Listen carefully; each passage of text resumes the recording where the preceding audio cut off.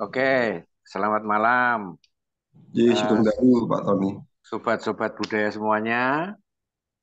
Kita ketemu lagi di Zoom setiap minggu malam ya.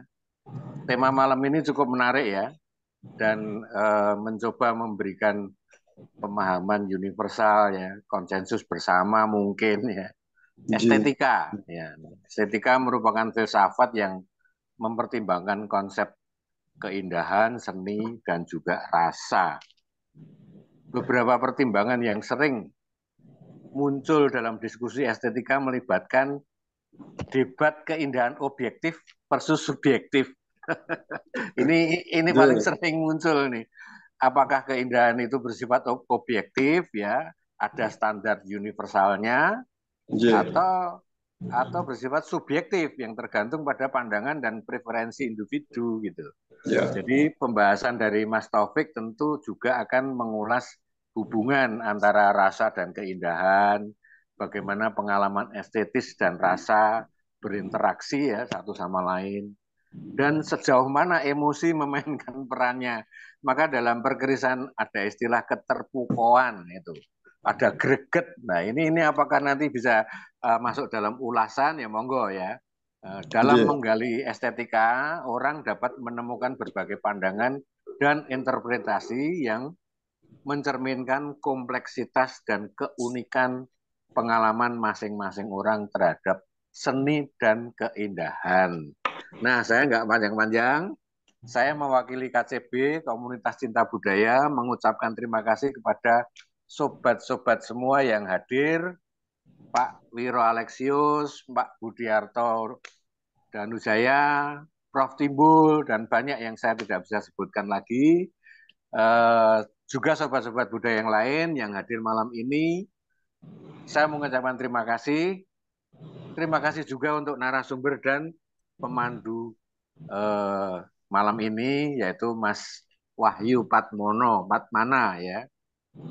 Oke, saya kira narasumber dari Taufik Hermawan malam ini akan memaparkan pemikiran tentang estetika keris dengan topik keris Kajarwo Rupo. Ini kata yang cukup menarik, Kajarwo Rupo ya. Mohon nanti Mas Taufik memperkenalkan diri dan juga terima kasih. Saya kira Mas Wahyu, waktu saya serahkan kepada Mas Wahyu Patmana. Monggo silahkan Mas Wahyu. Ji, terima kasih Pak Tony Yunus Kanjenggung sudah memberikan kesempatan kepada saya untuk menjadi moderator di sini, menjadi host di sini. Suatu kehormatan bagi saya. Semoga saya bisa mengemban amanah ini, Kanjenggung. Jadi, yang pertama, saya ingin mengucapkan salam budaya untuk sobat budaya di KCB. Rahayu, Rahayu, Rahayu. Ya. Jadi Rayu, Rayu. pada malam hari ini kita akan membahas kembali masalah keris. Dan karena di KTB ini bukan hanya masalah keris, materi keris hari ini agak unik. Dan saya akan memberikan pengantar yang umum kita hadapi pada saat kita bersinggungan dengan keris. Jadi sebelum kita cinta keris, kita itu sering bersinggungan dengan keris dengan berbagai alasan tertentu. Saya sempat berbincang-bincang dengan beberapa teman sebelum acara ini bahwa sebelum kita cinta keris, kita itu bersinggungan karena alasan tertentu. Yang pertama itu adalah karena UNESCO sudah memberikan penghargaan dan pengakuan bahwa keris itu sebagai warisan karya budaya, sehingga kita tertarik untuk mau belajar dan mencoba melestarikan serta mencintai. Kemudian yang kedua, itu biasanya karena warisan. Jadi cinta dan benci mungkin awalnya itu enggak peduli, tapi karena mendapatkan warisan, akhirnya kita mencoba untuk belajar, mencoba untuk melestarikan dan mencintai. Kemudian yang tidak kalah penting itu karena sugesti, karena sejarah keris, karena adanya esoteri keris dan sebagainya. Selain itu juga bagi para pelaku bisnis, itu keris itu sebagai eh, barang atau benda yang mempunyai nilai ekonomis. Sehingga pandangannya pun bisa berbeda. Bahwa keris itu yang baik adalah keris yang bisa memberikan keuntungan yang tinggi di situ. Selain itu juga ada yang beranggapan bahwa keris itu unik. Selain tekniknya, juga bentuknya, itu membuat kita tertarik untuk belajar itu. Dan pada hari ini, pada malam ini, narasumber kita, Mas Taufik Hermawan, itu berusaha untuk melihat sisi lain, yaitu keris itu mempunyai suatu keindahan. Dan seperti yang Kanjeng Gung tadi, Mas Tony Yesus menyampaikan tadi, apakah keindahan itu sifatnya itu subjektif atau objektif? Karena banyak di antara kita itu melihat keris itu ya seperti itu saja. Nanti kita lihat paparan, kita dengarkan paparan dari Mas Taufik Hermawan mengenai bagaimana sih kita bisa melihat dan merasakan keindahan dari sebuah keris. Sehingga bisa menjadi pedoman bagi kita untuk mau belajar dan mencintai keris. Jadi tanpa berlama-lama, Mas Taufik Hermawan ini silahkan menyampaikan, memperkenalkan diri sendiri saja ya Mas Taufik, sambil menyampaikan materinya. Dan setelah materi dari narasumber, nanti dilanjutkan dengan tanya jawab. Saya buka eh, dua atau tiga penanya. Nanti kita lihat waktunya memungkinkan enggak untuk dua atau tiga sesi. Dan syaratnya tadi yang disampaikan oleh Kanjeng Gung bahwa nanti ada emotikon melambaikan tangan dan harus terlihat kameranya on. Gitu ya. Oke, Mas Taufik, monggo waktu dan uh, hari ini Zoom ini saya serahkan kepada Mas Taufik Hermawan sebagai narasumber. Monggo Mas Taufik. Nggih, nggih, matur nuwun Mas Wahyu, Pak Tony. Sugeng dalu kanca-kanca sedaya, nderek nepangaken kula Taufik Hermawan. Saya eh, di sini kebetulan tergabung di KCB sudah beberapa waktu, jadi mengikuti perkembangannya itu menarik sekali, banyak informasi yang saya dapatkan, dan kemudian memang tidak melulu di keris ya, ada beberapa yang di wayang, ada beberapa yang candi dan macam-macam. Nah, ini saya kebetulan dulu pernah sekolah di Institut Seni Indonesia. Kebetulan jurusan saya itu kriya, jadi erat kaitannya dengan seni rupaan tradisional. Lalu pas saya bersekolah itu sebenarnya di isi pun sebenarnya tidak terlalu mendapatkan apa ya mendapatkan beberapa hal yang menarik itu iya, link-link itu iya, tapi kebanyakan memang harus mencari sendiri seperti itu. Dan akhirnya pada tahun sekitar 2000-an itu saya tergabung atau belajar wayang. Saya sebenarnya orang wayang, bukan orang keris. Saya belajar wayang di Pak Kasman Wayang Ukur. Kebetulan Pak Kasman itu apa ya temannya Pak Stanley Hendrawijaya. Nah, pas terakhir-terakhir itu setelah Pak Kasman meninggal, saya nggarap wayangnya Pak Stanley, wayang Togok itu. Lalu di Pak Kasman itu ada banyak hal yang menarik, terutama yang di kesenirupan Jawa ini ada banyak yang hilang di situ, dan itu ditemukan oleh Pak Kasman. Lalu saya pindah ke wayang kancil. Wayang kancil itu wayang hewan-hewan itu, ceritanya tentang kancil macam-macam itu untuk anak-anak. Sehingga pada saat itu saya merasa perlu bahwa kesenirupan tradisional ini prinsip-prinsipnya harus diwariskan ke anak-anak. Karena bagaimanapun juga saat pinter-pinternya kita, nanti pada masanya kita juga akan hilang, akan meninggal, terus kemudian akan digantikan oleh generasi penerus kita, yaitu anak-anak atau generasi muda. Sehingga pada saat itu saya sempat membuat sekolah wayang untuk anak. Yang saya kemukakan di situ adalah prinsip-prinsip dalam menggambar wayang. Nah, kenapa prinsipnya? Karena untuk saat ini, baik itu wayang, baik itu keris, itu selalu mengedepankan blak. Sehingga kemampuan untuk menggambar sendiri itu akhirnya lama kelamaan hilang. Nah ini yang menjadi penting sehingga hal itu yang menarik minat saya untuk selalu mempelajari kesenirupan tradisional meskipun di sisi lain sebagai seorang ya saya di KTP saya tulisannya seniman dilalah.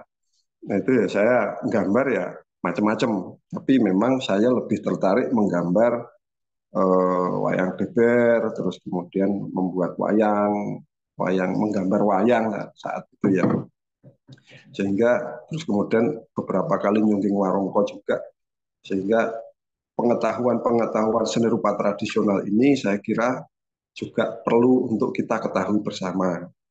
Nah itu terus kemudian kebetulan juga pada saat itu saya sempat belajar bahasa Jawa khususnya Nembang Mocopat di Kridomardowo di Keraton Yogyakarta. Nah disitulah sebenarnya persinggungan-persinggungan antara prinsip-prinsip kesenirupaan tradisional Jawa dengan sastra itu ternyata erat sehingga saya pada saat itu selalu menghubung-hubungkan prinsip-prinsip kesenirupaan itu dengan prinsip-prinsip Paromo Sastro atau kebiasaan bersastra cara Jawa seperti itu.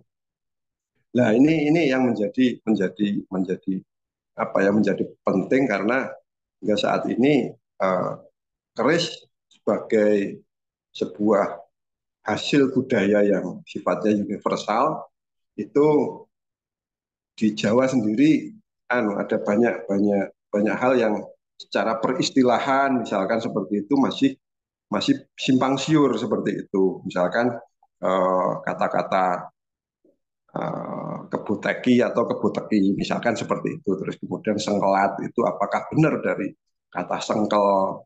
Masuk terus kok marahi sengkel atau hasil dari sengkel itu kan juga apa ada koyo kok apakah tidak ada yang lain seperti itulah sehingga saya mencari di lewat seni sastra. Alasan saya jarwake rupa itu karena memang keris itu perlu dikaji dari seni rupa. Itu yang paling mudah sebenarnya, yang paling mudah karena barangnya bisa dipegang, bisa dilihat, bisa dirasakan, itu seperti itu. Nah ini dari slide yang pertama, ini keris Kajarworupa membaca konsep estetika dalam keris Jawa. Ini saya batasi di keris Jawa karena memang saya lebih erat, lebih dekat di Jawa karena ya saya lahir di Jawa. Tentu saja ini tidak mengurangi pandangan kita terhadap hal-hal yang di luar itu misalkan. Jadi ini semoga saja bisa secara universal dipahami oleh teman-teman yang lain. Seperti itu. Di situ ada secara etimologi, saya beranjak dari peristilahan dulu ya. Jadi jarwo itu artinya menerangkan atau menjelaskan atau memaknai, mengartikan seperti itu. Nah, sedangkan rupa itu berarti wewujudan apa-apa yang bisa dilihat. Jadi segala bentuk yang dapat terlihat. Nah, ini etimologi ini saya dapatkan di Pausastro, Patmosusastro ada, Purwodarminto juga ada. Sehingga di sini adalah ya, saya simpulkan secara sederhana saja bahwa penjelasan segala yang terlihat mengenai unsur visual tentu saja ya, susunan visual, komposisi, terus kemudian bagaimana operasi-operasi seni rupa itu bisa terlihat sehingga mengetahui konsep keindahan yang terkandung di dalam khas. Sebelum kita memasuki dunia belantara keris, keris itu sebenarnya sangat kompleks sekali, sehingga ada banyak hal sekali yang memang harus diperhatikan. Tetapi kalau menurut pengalaman saya secara empirik ya semoga ini menjadi pengalaman yang tidak subjektif tapi intersubjektif atau bisa jadi objektif nantinya, itu kita perlu untuk beranjak dari pemikiran-pemikiran yang paling mendasar seperti itu. Nah, pengetahuan apa yang perlu dipersiapkan? Nah, pengetahuan yang pertama kita harus tahu itu adalah pengetahuan visual dasar sebenarnya. Ini memang saya belum tahu nanti bisa dipraktekkan oleh teman-teman yang ya kebetulan basisnya bukan seni rupa atau tidak, tetapi ini saya mencoba untuk menyederhanakan saja bahwa unsur visual itu ada garis, ada bentuk, warna, dan ruang. Terus kemudian garis-garis itu kalau di garis bentuk warna itu kalau misalkan disusun menjadi ada kesatuan, ada proporsi, nanti ada dari proporsi itu tertimbul keselarasan, dan nanti ada perbandingan-perbandingan ukuran. Seperti itu. Nanti studi kasusnya langsung dikeris juga bisa. Yang kedua, yang selanjutnya adalah pengetahuan tentang bahasa Jawa. Nah, di keris ini, keris itu banyak menggunakan, memang saat ini itu apa ya, hampir di setiap idiom penyebutan tentang rincian keris, apapun itu di dalamnya, terutama unsur-unsur visual, itu selalu menggunakan bahasa Jawa. Bahasa Jawa itu bisa berasal dari bahasa lama di bahasa Jawa kuna ataupun di Sanskerta. Tapi memang yang populer adalah di bahasa Jawa baru. Nah, di sini ada beberapa operasi bahasa Jawa yang perlu kita ketahui bahwa bahasa Jawa itu sebenarnya apa ya, memiliki operasi-operasi bahasanya sendiri. Nah, ini misalkan ini contoh, sekedar contoh saja, yang paling mudah kita temukan adalah Jarwo Doso. Misalkan keris, oh sinengker aris, misalkan gayaman agawe ayem, patrem itu ada apa pikiran sing tentrem dan macam-macam. Nah, ini termasuk Jarwo Doso. Jarwo Doso ini apa ya? Adalah permainan kata-kata di situ. Seolah-olah memang kesannya godak-gadik gaduk, tetapi sebenarnya ada prinsip-prinsip yang harus diketahui. Jadi tidak ngawur itu tidak, tapi ada prinsip-prinsip yang harus diketahui. Ini yang tentang Jarwo Doso. Nah, kalau di Condro Sengkolo, di keris itu, di Jawa itu, setiap unsur rupa itu biasanya atau konsep tertentu atau benda tertentu itu biasanya digolongkan dalam kelompok-kelompok angka seperti itu. Nah, ini contohnya di Sengkalan. Nah, misalkan keris sebagai senjata itu diwakili oleh wilangan 5. Nah, kenapa kok kasih 5 angkanya? Itu karena keris sebagai dedamel itu gaman atau peralatan atau piranti itu sesuai dianggap sebagai pada saat itu ya dianggap sebagai pirantosing kerengan atau poncokoro. Ponco itu 5, koro itu nindakaken atau tindakan. Jadi dalam poncokoro atau dalam peperangan atau dalam duel atau dalam berkelahi itu yang pertama adalah melakukan 5 bab, yaitu yang pertama pasti berasal dari cangkem atau omongan dulu, setelah itu tangan, setelah itu moro suku, setelah itu moro bandem, dan terakhir adalah moro dedamel. Ini sumbernya dari serat Condro Sengkolo. Nah, ini yang perlu diketahui di dalam pengetahuan bahasa Jawa. Terus kemudian ada konsep dosonomo. Dosonomo ini sebenarnya bukan sinonim, tetapi dosonomo ini adalah menunjukkan kondisi-kondisi tertentu di saat benda itu atau objek itu digunakan. Nah, ini misalkan keris.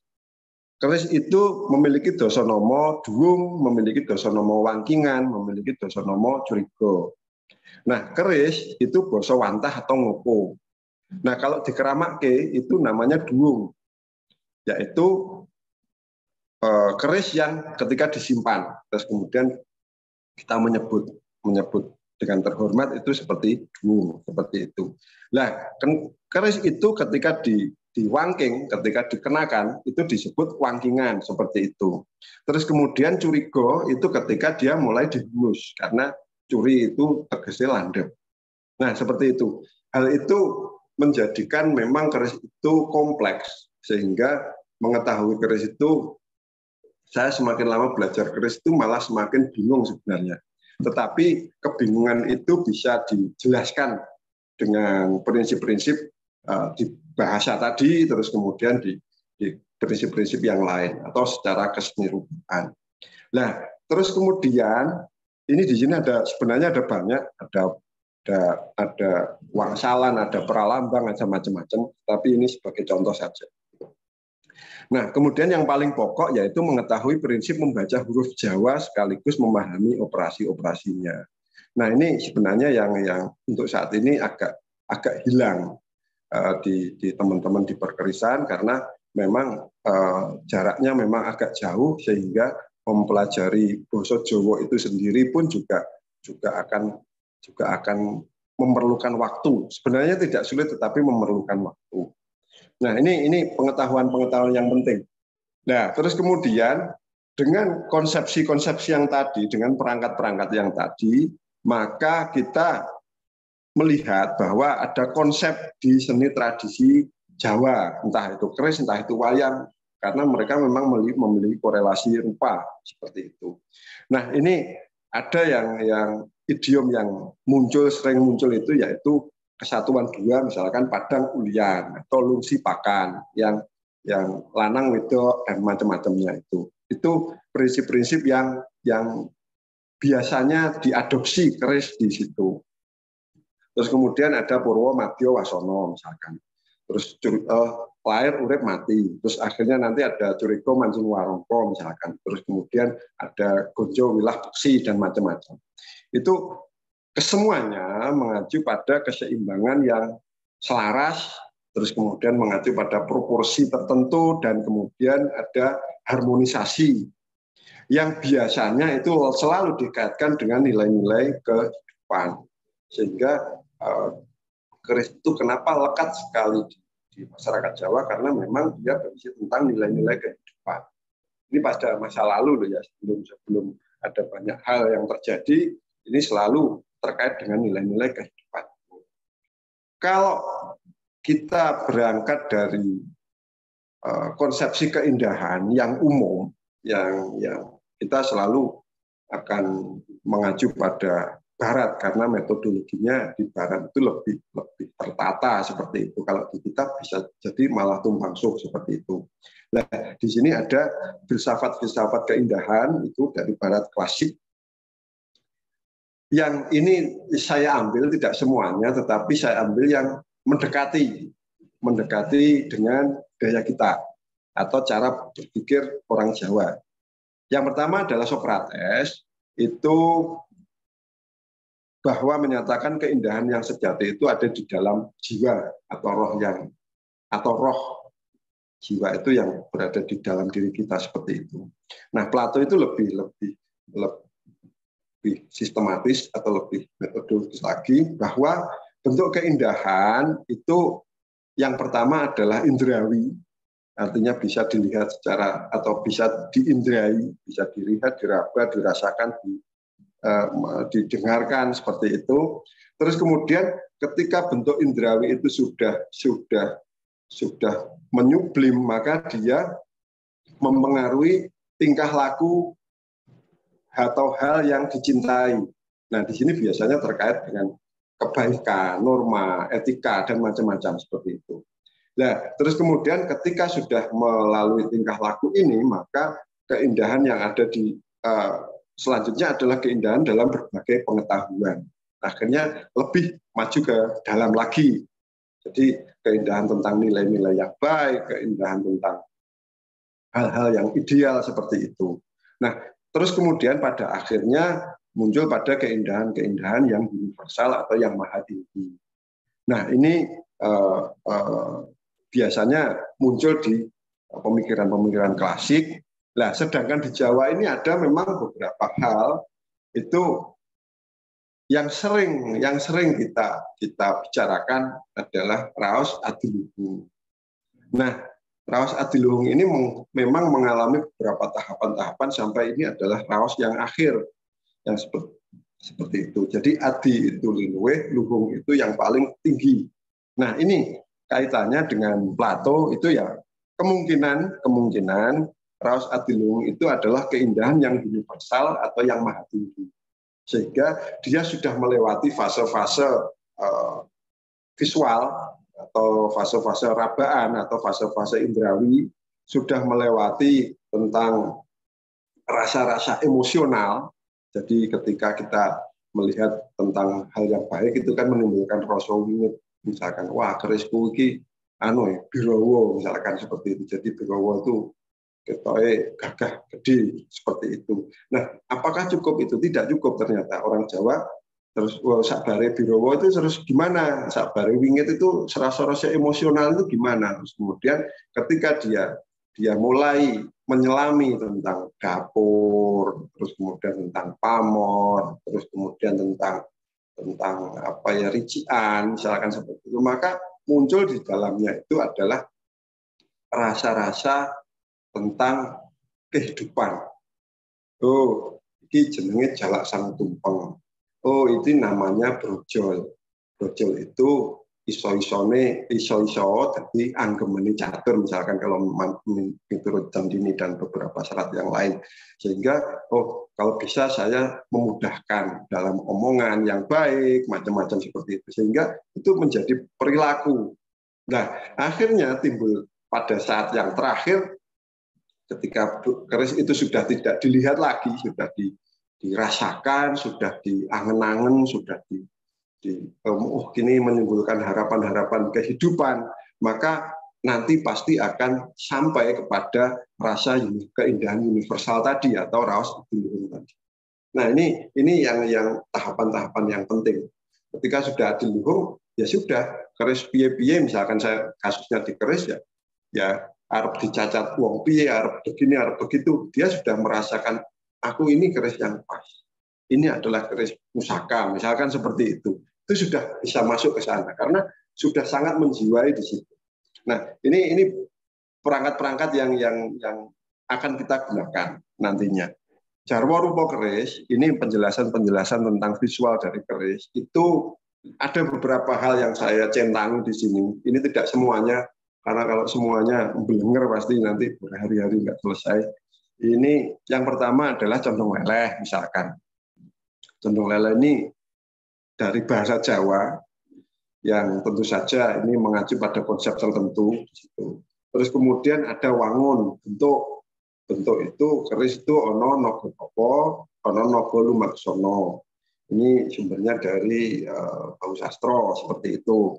Terus kemudian ada unsur-unsur dalam keris atau peristilah di keris itu ada rician. Di situ unsur penyusun rician itu adalah unsur penyusun dapur, terdiri dari tanda-tanda visual yang biasanya disesuaikan atau diambil dari bentuk-bentuk yang natural, misalkan rondo lunut, misalkan. Terus kemudian ada kembang kacang, ada jalen, ada lambi gajah, ada sogokan dan macam-macam. Terus kemudian yang selanjutnya ada dapur. Nah, ini dapur ini juga cukup sangat rumit sekali karena memang ini seperti bahasa Jarwo rupa itu sebenarnya bahasa rupa seperti itu.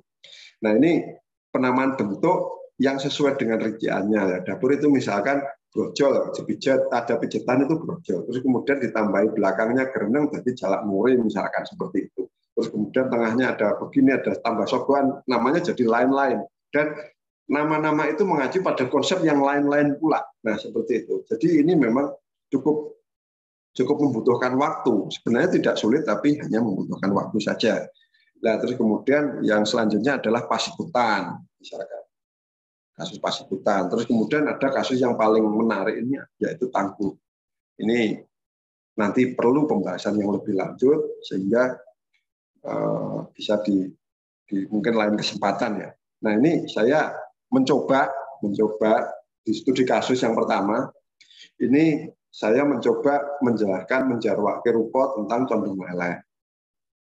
Nah, ini pertama kali yang kita harus ketahui adalah secara etimologis dulu condong leleh itu apa. Secara definisi dulu condong leleh itu apa. Nah, condong itu berasal dari bahasa Jawa juga, yang artinya campur atau bercampur. Bercampur biasanya condong itu lebih kepada rasa, atau misalkan kalau bentuk visual itu miring atau tidak tegak, jadi agak miring seperti itu. Dan biasanya secara persepsi visualnya itu seperti bentuk yang mendekat atau jatuh ke depan seperti itu. Jatuh ke depan itu kalau diputar itu mendekat. Nah, ini ada contohnya di situ, ada penamaan-penamaan atau karakter-karakter dari condong leleh. Oh, kalau tegak itu namanya Suryo, Suryo, Kartika, Condro, Bantolo, dan macam-macam. 4 itu, maaf. Terus kemudian leleh itu bisa berarti luluh. Luluh itu melebur. Terus kemudian bisa drowo. Misalkan gula drowo, kalau di istilah-istilah di kerawitan itu ada gula drowo. Di Mojopat itu ada gula drowo yang artinya dia masuk ke dendang gula atau gula yang melebur. Manisnya melebur seperti itu.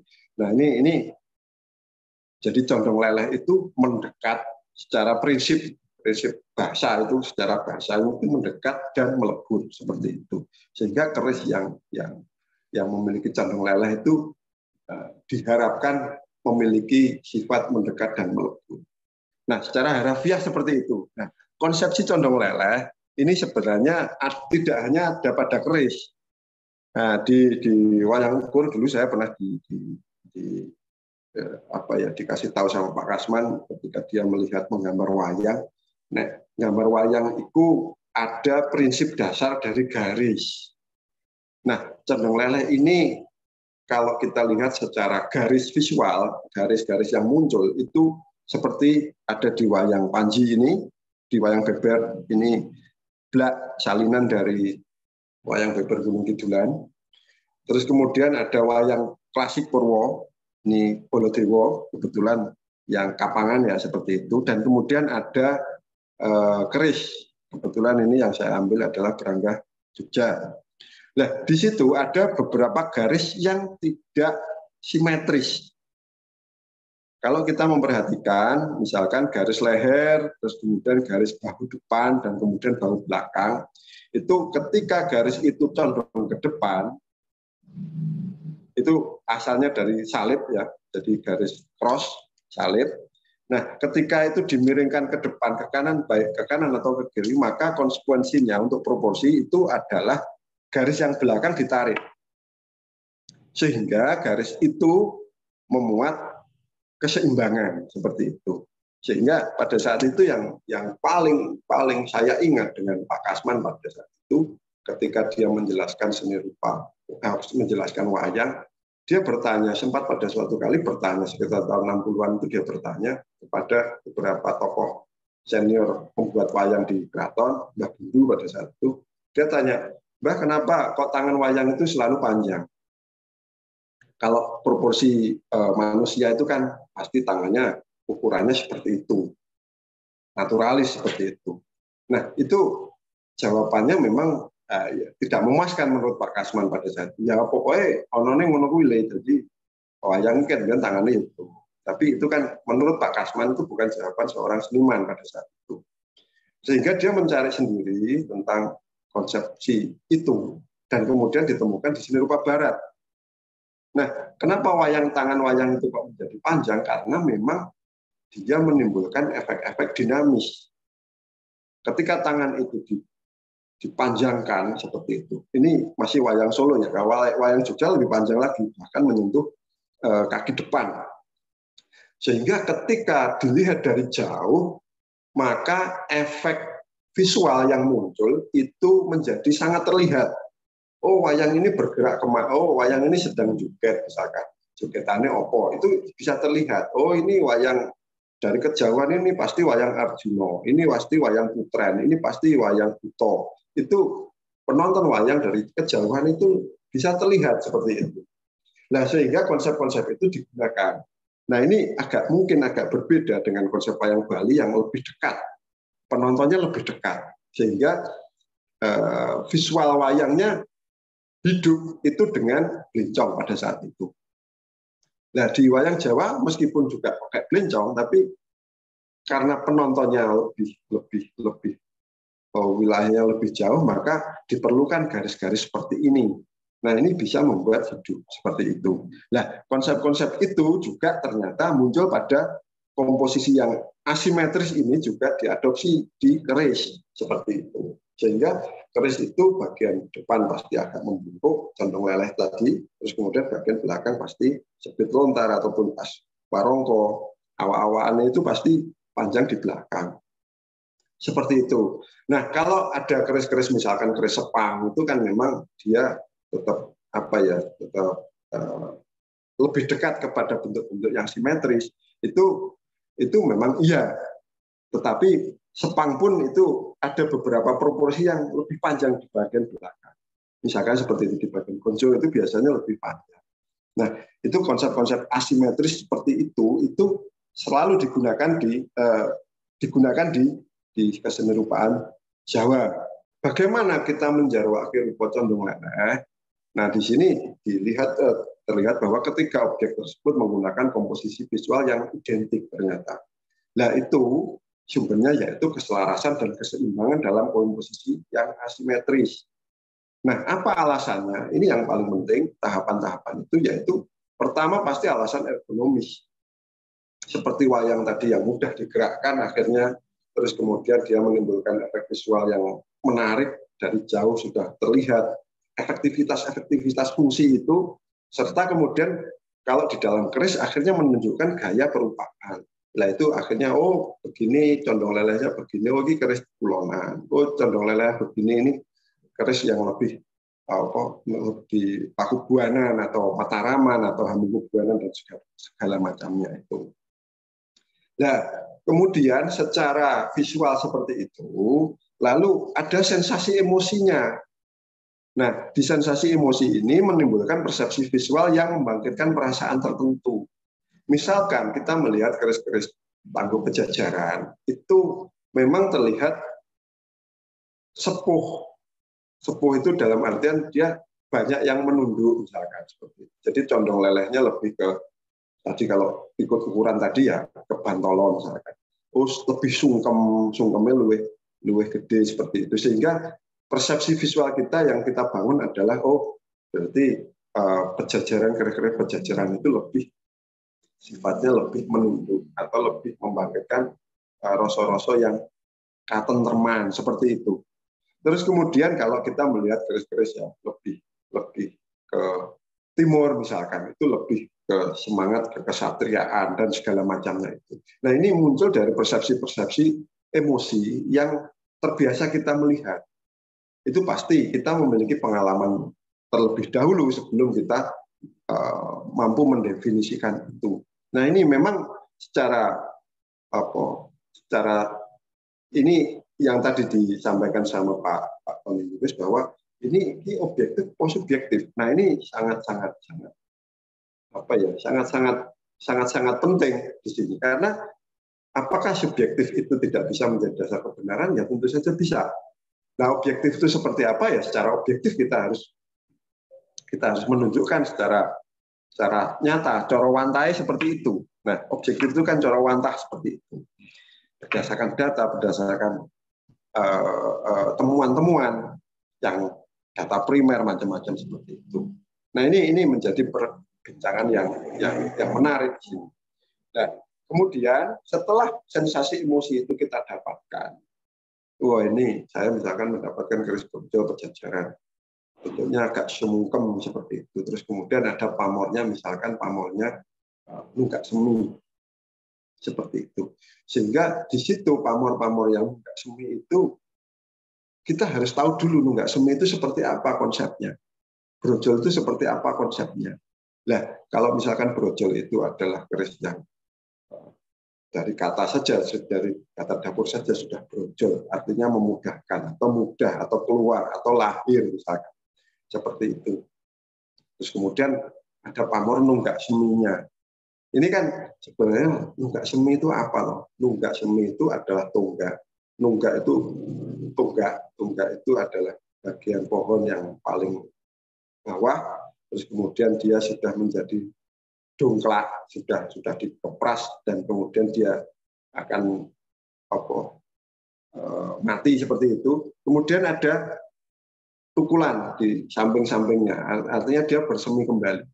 Nah, konsep nunggak semi itu sangat sakral di Jawa karena apa? Biasanya nunggak semi itu kaitannya dengan nama besar. Oleh karena itu, misalkan ada Diponegoro 1, Diponegoro 2, Diponegoro 3 misalkan. Ada Diponegoro 1, 2, dan 3 misalkan. Terus kemudian ada Hamengkubuwono 1, 2, 3 sampai 10 seperti ini. Ini namanya nunggak semi. Nah, nunggak semi ini kaitannya dengan apa ya, dengan tradisi-tradisi mewariskan kebaikan atau mewariskan nama besar. Nah, ini menjadi sangat penting gitu loh. Nah, kalau misalkan di dalam Condong Leleh ini dia internalisasi dari nilai-nilai yang ada di situ, misalkan tadi Condong Lelehnya ya karakter Suryo Condro Kartiko Bantolo tadi itu ketika diinternalisasi ke dalamnya itu juga seperti apa, kan seperti itu. Oh, ini jadi brojol nunggak semi, terus dia lebih ke Bantolo atau lebih ke Sumungkem. Oh, ini berarti kita merasa lebih cocok untuk ketentraman diri kita. Nah, seperti itu. Sehingga tidak menghilangkan visi-visi yang ada untuk di gambaran pamor. Nah, di situ ini menjadi sangat bisa dikatakan sangat subjektif sekali memang. Tetapi ketika kita berangkat dari pemahaman-pemahaman yang sama, memahami tentang peristilahan yang ada di Jawa tadi, itu menjadi tidak subjektif lagi. Sudah ya ada pengalaman-pengalaman yang sama. Ini namanya intersubjektif, itu bisa juga seperti itu. Nah, lalu ketika sudah kita mengetahui konsepsi-konsepsi tentang hal itu, maka nantinya kita akan menuju ke satu pusat, yaitu tentang simbolisasi nilai-nilai adikodrati. Seperti itu. Oke, ini disimbolisasi nilai adikodrati ini yang menjadi penting, sehingga nilai-nilai itu dianggap sebagai adiluhur. Seperti itu. Nah, ini yang pertama ini cukup mendengar. Terus kemudian studi kasus yang kedua itu, nah perbandingan ini maaf gambarnya hilang, yang satunya yang bentuk kebulajar itu hilang, dedernya ini apa jenenge kesalahan teknis dari saya tadi. Nah di sini kita masuk ke dapur. Jadi kita lompati saja setelah Condong Leleh ada macam-macam tangguh dan macam-macam itu. Akhirnya kita masuk ke dapur. Ini yang paling banyak diperbincangkan seperti itu. Nah, di sini itu yang paling umum dari pertanyaan-pertanyaan orang awam, iki keris jalak, iki ngendi jalake, kan seperti itu. Mana sih yang bentuk jalak itu? Terus kemudian kalau ini disebut keris kebu, mana sih sebenarnya yang bentuk kebu itu? Kan seperti itu. Kok orang gambar kebu ini kok diarani kebu? Kalau memang keris-keris misalkan Nogo Sosro, terus kemudian Nogo Liman, terus kemudian Putut, itu kan memang ada figurnya. Nah, ini keris-keris yang lama ini misalkan dapur jalak, ngore misalkan, terus kemudian ada dapur kebulajar. Ini apa yang sebenarnya kok bisa diarani jalak, kok bisa diarani kebu? Nah, seperti itu. Nah, sehingga di sini dijelaskan bahwa di sini terlihat bahwa perbedaan itu sangat terlihat bahwa kita menggunakan asosiasi atau persepsi visual. Bagaimana sih sebenarnya kebu itu digambarkan? Kebu itu kan hewan yang misalkan ya lemu, gendut, terus kemudian dia lebar seperti itu. Nah ini digambarkan atau disimbolkan oleh empu-empu kita itu dengan bentuk gadik yang panjang. Nah oleh karena itu kalau jalak itu biasanya digambarkan dengan bentuk gadik yang pendek. Secara persepsi visual yang kita lihat di sini, kebu itu lebih apa ya, tidak memiliki gerak, lebih apa ya, statis atau lebih roso itu, terlihat dari bangunan strukturnya itu lebih birowo seperti itu. Nah, sedangkan kalau jala ini saya lihat kita lihat bersama di sisi kiri ini, dia akan lebih terengginas, lebih dinamis seperti itu. Nah, kesannya seperti itu yang dibangun, sehingga ketika kita melihat perbandingan untuk jalak dan perbandingan kebu itu sudah pasti tahu orang-orang berkeliling bahwa oh ini mesti kebu, oh ini mesti jalak, seperti itu. Akhirnya hal itu yang sebenarnya belum dimaknai apapun ketika sampai ke wilayah-wilayah ke anak turunnya dimaknai macam-macam. Nah, ini yang saya bahas di studi kasus yang kedua ini adalah keris jalak. Dapur jalak ini ada dua definisi ya, dua pengertian. Jalak yang kita ketahui adalah nama burung ocecean yang kaprah, artinya yang umum diasosiasikan mewakili karakter yang jiwa muda seperti itu. Dan kemudian yang terengginas ya, terengginas itu bisa bergerak cepat macam-macam seperti itu. Terus kemudian yang arti yang kedua ini ternyata saya temukan di kitab-kitab ya, di Baut Sastro Bauwarno, itu ternyata adalah bagian dari tulang belakang atau ulo-ulo dari hewan berkaki 4 yang biasanya di karya sastra tersebut disebutkan adalah kuda. Mulane disebut katuranggan dari turonggo itu artinya kuda, karena kuda itu pada masa lalu erat sekali kehidupannya dengan kita, dengan orang-orang Jawa, khususnya dengan satrio-satrio Jawa seperti itu. Nah, ini biasanya memang keris jalak ini keduanya ini bisa digunakan menyebut jenis dapur keris lurus, kebanyakan ya keris lurus yang memiliki gligir atau odo-odo dengan proporsi rincian yang tertentu. Jadi rata-rata keris jalak itu tidak ngelimpo, tapi ono dodol. Kalau ngelimpo itu biasanya disebut tilam, atau kalau jalak tilam berarti ono odo-odo ini. Yang paling mudah kita ambil itu seperti itu. Nah, di keris-keris jalak ini meskipun dinamakan jalak ngore, jalak sangu tumpeng, jalak itu kan keris dapur-dapur keris yang umum. Tetapi ternyata dunia keris itu lebih luas lagi karena setiap daerah itu memiliki penyebutan yang beragam di sini. Nah, di sini ada saya sebutkan dapur jalak dari naskah Dapur Bingung koleksi Pustaka Mangkunegaran yang naskahnya kemarin dikirim oleh Bu Darweni dari Mas Rohmat. Ini di sini disebutkan di Mangkunegaran itu ada jalak ngure robyong sangu tumpeng mangkurat. Ini bagi orang yang awam pasti bingung. Jalak ngure robyong sangu tumpeng mangkurat pula, kan seperti itu. Sehingga ini adalah penyebutan-penyebutan yang tidak lazim kita ketahui secara umum. Tapi ini ada. Terus kemudian ada jalak sumelang gandring mangkurat. Kalau jalak sumelang gandring kita umum, tapi mangkuratnya itu akhirnya kalau dijadikan satu itu malah jadi tidak umum. Terus kemudian ada jalak ngore sangu tumpeng. Ini bagi beberapa kalangan perkerisan disebut, oh jangan-jangan itu dapur Panji Anom misalkan seperti itu. Karena setiap penamaan ini pasti di wilayah-wilayah yang lain juga bisa berbeda. Nah, ini yang menjadikan akhirnya jadi bingung. Ini jenis yang benar seendi. Padahal di naskah ini ada. Di naskah ini juga seperti itu, disebutkan seperti itu. Nah, ini adalah wujud kekayaan kita.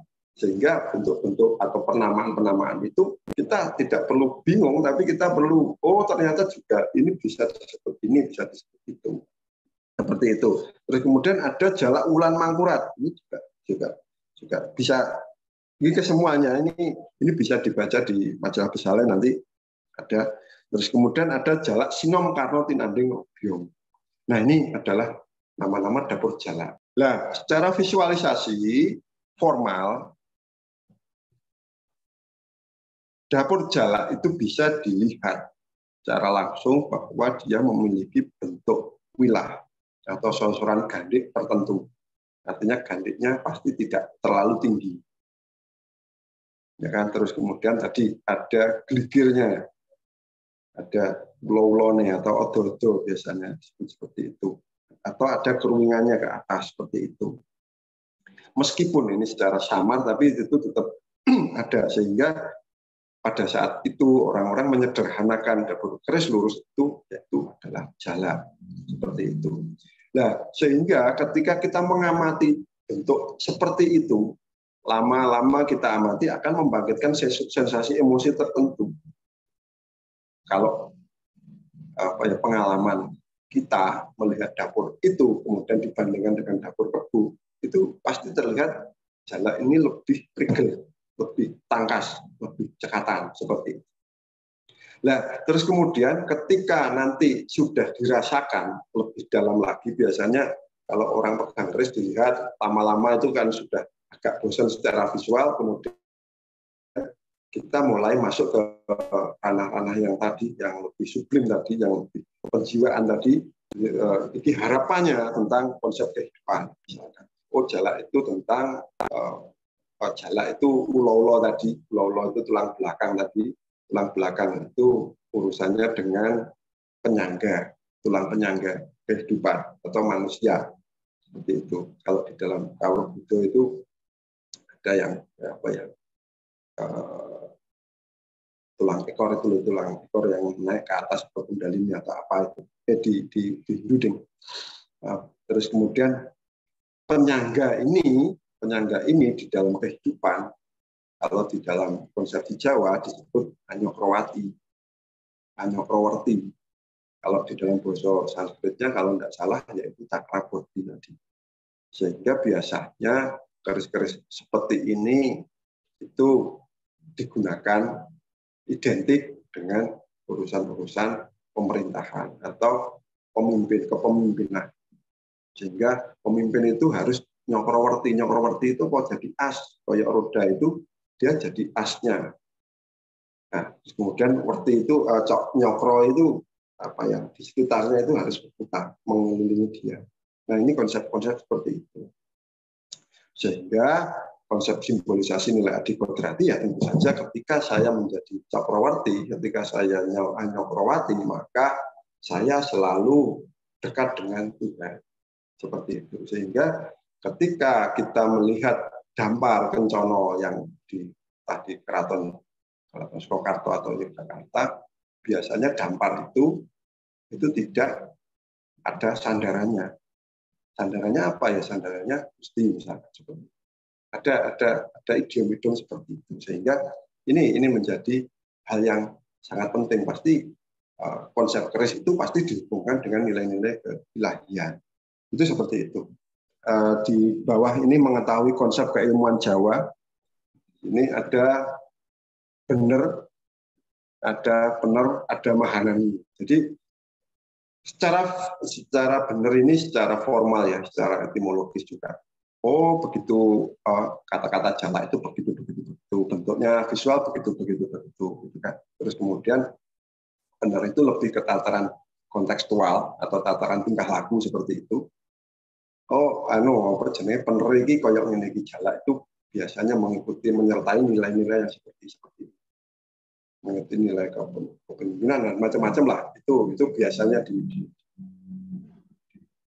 konsep di Jawa seperti itu. Terus kemudian kalau kita memahami konsep itu, lalu akhirnya kita bisa melakoni. Sehingga mahanani itu bermanfaat bagi banyak orang. Itu seperti itu. Jadi kalau kita memiliki keris dengan dapur itu, terus kemudian kita juga harus memiliki sifat-sifat atau dia menjadi simbolisasi kehidupan kita, dan kemudian kita melakukan itu, menerapkan nilai-nilai yang ada di dalam kehidupan masyarakat, sehingga mahanani atau migunani. Nah, terus kemudian di akhir catatan saya, kita harus tahu bahwa ngelmu iku kelakone kanthi laku, leka silawan kas tegese kasihan kesani. Ini menjadi penting karena ngelmu itu sesuatu ilmu yang tadi kita bicarakan seperti itu, panjang lebar itu, nek ora dilakoni itu juga dianggap belum ngelmu, sehingga kesarjanaan Jawa itu agak berbeda dengan kesarjanaan dari daerah lain ya, maksudnya daerah-daerah barat misalkan, dari Eropa macam-macam. Bahwasanya orang punya ilmu itu belum dianggap sarjono, meskipun ilmunya sundul langit misalkan. Itu belum dianggap sarjono ketika dia belum melakoni. Sehingga di sini ada unen-unen yang sarjono sujane budi. Sarjono itu adalah orang yang terpelajar, itu selalu sujono ing budi. Sujono itu curiga terhadap budinya atau berprasangka baik terhadap budinya, itu juga bisa seperti itu. Terus kemudian ada konsep sarjono marto pinunjul, atau sarjono itu adalah orang yang mampu memberikan manfaat kepada banyak orang dan kemudian dia adalah orang yang unggul. Terus kemudian ada unen-unen janmo limpat seperapat tamat. Jadi sarjono itu ketika melihat sesuatu seperapat saja, sedikit saja, dia sudah bisa mengaktualisasikan itu atau menerima itu sebagai sebuah ilmu yang baru. Sehingga kesarjanaan bagi orang Jawa tidak cukup hanya pandai atau benar secara formal, tapi harus diikuti oleh peningkatan perilaku untuk kemaslahatan. Nah, ini konsepsi-konsepsi yang penting, sehingga akhirul kalam. Wassalamualaikum warahmatullahi wabarakatuh. Titi, monggo Mas Wahyu. Ya, terima kasih Mas Taufik Hermawan atas paparannya. Semoga kita bisa memberikan gambaran mengenai masalah pemahaman keris, terutama dari sisi keindahan dan juga seni. Jadi itu penjelasannya. Monggo kalau ada teman-teman saudara-saudara dari KCP yang ingin menyampaikan pendapat, pandangan, atau pertanyaan, silahkan. Langsung saja, ya. Rahayu, selamat malam, Mas Dandan. Rahayu. Jadi mau tanya, saya kan masih tak belajar, Mas ya. Terus saya itu menemukan di buku-buku keris, beberapa buku keris itu dalam satu dapur itu memiliki ricikan yang berbeda. Nah, itu gimana cara saya menyikapinya agar bisa memaknai secara penuh pada satu dapur tersebut. Terima kasih, Mas. Selamat malam. Matur nuwun, Mas Dika. Bisa langsung Mas Taufik untuk dijawab? Nah, ini tadi menyambung hal itu, ya ini pertanyaan yang sangat menarik, karena pertanyaan sangat sering sekali ditanyakan juga. Bagaimana sih sebenarnya di dalam sebuah dapur? Dapur itu memang prinsipnya kumpulan dari rician-rician. Kalau misalkan di dalam sebuah kalimat itu dapur ini adalah, kalau rician itu adalah sebuah kata atau sebuah huruf, maka dapur ini adalah rangkaian dari huruf-huruf itu. Sehingga biasanya langsung mengacu pada makna atau nama yang dapur itu. Misalkan dapur brojol. Brojol itu kan hanya ada pijatannya saja. Nah, kita langsung tahu saja, kita langsung mengacu pada brojol itu artinya seperti apa sih sebenarnya. Biasanya mengarahnya langsung ke sana. Sehingga brojol dengan rician yang pijatan tadi satu itu secara etimologis brojol itu adalah melahirkan atau mengungkapkan atau memudahkan seperti itu, sehingga kita bisa memaknai bahwa keris yang mendorong kita memiliki sifat-sifat untuk mempermudah segala sesuatu, mempermudah tercapainya harapan misalkan. Tetapi di sini memang agak rumit, karena apa? Misalkan dari orang lain yang tidak paham, berarti dia melihat, berarti nek kowe ndek brojol, kalau kamu punya brojol berarti kamu menuhankan si brojol itu, karena memudahkan itu kan sebenarnya urusan Tuhan. Nah, seperti itu. Itu yang pertanyaan yang sering sekali saya temui juga. Sebenarnya prinsipnya itu adalah serono. Serono itu adalah sugestif. Daya sugestif kita ketika kita memiliki keris itu, kita harus selalu bersikap untuk memudahkan. Seperti itu. Jadi ini adalah akhirnya memandu sikap hidup. tidak terus kemudian ketika kita brojol berharap kebrojolan macam-macam itu ya tidak seperti itu, tidak semudah itu. Tetapi kita harus menyikapi hidup kita sendiri itu dengan seperti itu. Misalkan ada keris, wong duwe keris pamor udan emas. Aku pengen sugih duwe keris pamor udan emas. Itu sebenarnya juga di sisi lain juga tidak masalah. Tetapi bagi kita, bagi penikmat keris yang sudah melampaui tahapan-tahapan tertentu, sudah hitungannya sudah dalam tanda kutip memahami konsepsi-konsepsi itu, maka udan emas itu buat kita panduan buat kita untuk ngudani emas di sekitar kita seperti itu. Selalu banyak bersedekah, terus kemudian kita harus berbuat baik kepada orang lain, sehingga pasti kita menerima hukum tabur tuai itu loh Mas. Ketika kita menabur sesuatu, maka kita harus menuai sesuatu juga seperti itu. Tetapi itu pasti harus didosokkan atau didekatkan dengan nilai-nilai yang sifatnya spiritual seperti itu. Sehingga dengan begitu kita dilalah misalkan, dilalah yang sering terjadi seperti ini di teman-teman awal memiliki keris itu, ketika aku beli keris udan emas kok dilalah aku kok ora sugih-sugih. Iya kan? Terus kerisnya jadi sasaran tembak. Wah, ini kerisnya ramandi seperti itu. Padahal sebenarnya keris dengan doa yang si empunya yang seperti itu, otomatis kan keris itu dibuat dengan doa ya. Doanya empu ini muga-muga yang punya keris udan emas ini kasembadan utawa duweni sugih raja brana, misalkan seperti itu. Doanya pasti seperti itu. Doanya muga-muga sugih raja brana gini. Tetapi kalau lakunya tidak dijalankan, maka itu juga muspro gitu. Itu akan selalu bersinergi dengan kita. Sehingga kita pas ketika ono masalah, misalkan tiba-tiba kita jatuh miskin, orang nyalah kesi keris, akhirnya juga kerisnya dibuang. Akhirnya ini keris ditugel-tugel misalkan. Keris ramandi, padahal sebenarnya dia tidak memahami lakunya. Nah, ini yang jadi masalah kan gitu. Sering sekali kita terjebak di situ, sehingga keris ini didiskreditkan terus. Nah, untuk bagi para ingkang awam yang baru belajar di keris, cara berpikirnya tidak seperti itu dulu kan gitu. Cara berpikirnya kita harus, ini adalah tuntunan perilaku kan seperti itu. Tadi sudah saya sampaikan bahwa keris itu sebagai tuntunan perilaku. Sehingga ketika kita sudah sajiwa dengan keris itu akan enak gitu loh. Kita menggunakannya juga akan enak. Seperti misalkan ya tadi keris yang itu yang urusan dengan kesejahteraan, urusan dengan perlindungan misalkan keris Nogo Seluman yang seperti yang sempat disampaikan pada Pak Tony Yunus. Itu dilakoni dengan empu yang duwe ilmu panglimunan. Artinya ketika itu digunakan pada masa perang dulu ya bisa hilang tenan kan seperti itu.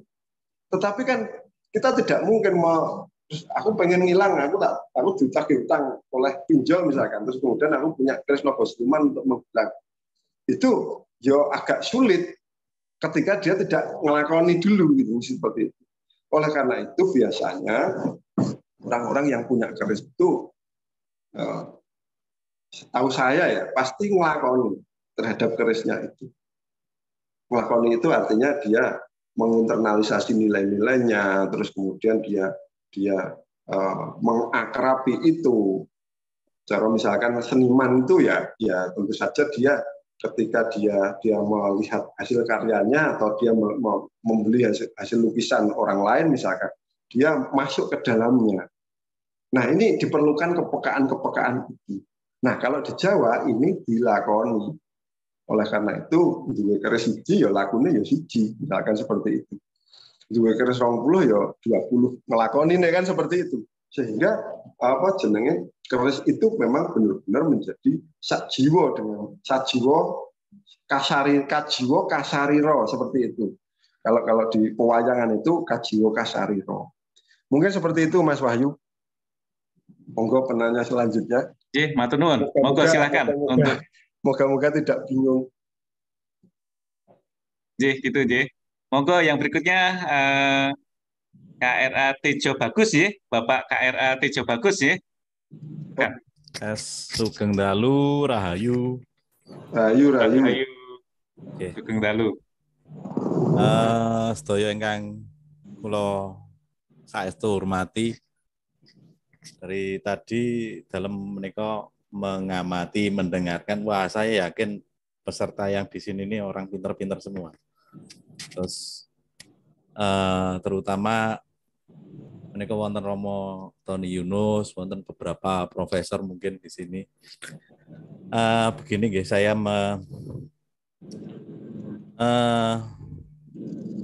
yang pertama ini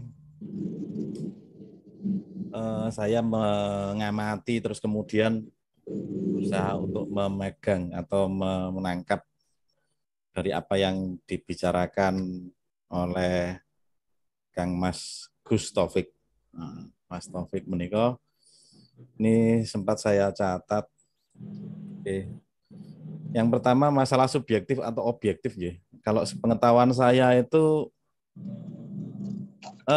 bukannya masalah subjektif atau objektif, karena bagaimanapun juga itu berangkat dari subjektif yang akhirnya antar subjektif itu membenarkan, akhirnya jadi intersubjektif. Itu penemuan, bukan penemuan, itu dari beberapa ahli itu seperti itu. Jadi masalah kebenaran objektif atau subjektif ini adalah kebenaran intersubjektif kalau menurut saya. Lajeng ingkang kaping kalih menika masalah komparasi condong leleh menika wah sangat-sangat istimewa. Jadi dikomparasikan dengan wayang. Kalau di sini saya juga menemukan satu hal mungkin di dunia karawitan menika padang ulian. Jadi ada kalimat tanya, ada kalimat jawab. Jadi condong leleh menika. Sebetulnya gini, produk-produk budaya Jawa menika yang saya ketahui saling berkaitan antara satu dengan yang lain. Mulai Buko, Busono, Wismo. Dalam konteks Wismo aja kemarin di grup WA KCB menika ada yang nge-share tentang wuwungan. Wah, istimewa. Wuwungan gonjo yang kemudian dikomparasikan dengan wuwungan rumah. Itu saya juga sangat menyetujuinya. Nah, yang menjadi pertanyaan mestinya ngaten. Dari pertanyaan Kang Mas Dikap itu tadi, untuk menyiasati itu sebetulnya kita perlu kembali untuk merumuskan kembali. Jadi merumuskan opo to jane adiluhung itu. Nah, baik tidak hanya secara etimologis, tapi secara epistemologis. Nah, bahkan ini sempat saya baca-baca ini bukunya Prof. Timbul Raharjo, Seni Kriya dan Kerajinan di sini. Di sini bahas juga tentang seni kriya yang adiluhung, tapi pada kenyataannya hanya satu kalimat yang menyatakan bahwasanya konsep filosofi tinggi serta memberikan legitimasi sebagai produk seni kriya tempo dulu, bahkan di garis bawahi di sini kriya tempo dulu. Terus kemudian konsep tersebut termasuk pula adanya pola pikir metafisis yang mengandung muatan nilai-nilai spiritualitas, religius serta magis. Itu saya setuju dengan pernyataan Niko. Tapi di halaman yang lain di sini dimentahkan kembali. Namun maksud adiluhung pada masa sekarang sudah berbeda, terutama dengan adanya NKRI, merupakan